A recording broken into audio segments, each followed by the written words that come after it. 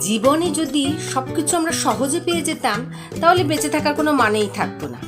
কারণ প্রাপ্তি যত বাড়ে অপেক্ষার রং তত ফিকে হয়ে যায়।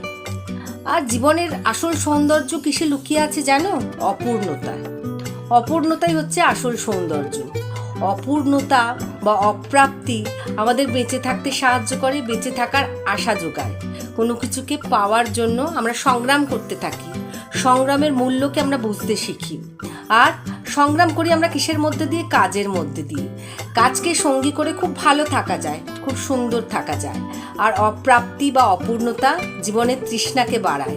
আর তৃষ্ণার্ত মানুষই তো এগিয়ে যেতে বেশি তৎপর হয়, কারণ জলপানের ইচ্ছা বা তৃষ্ণা যার মধ্যে থাকে সেই তো জলের দিকে এগিয়ে যেতে চায়, নতুনভাবে পূর্ণতাকে পেতে চায়। তাই অপূর্ণতাকে সঙ্গী করে পূর্ণতার দিকে এগিয়ে চলো, দেখবে অনেক ভালো থাকবে।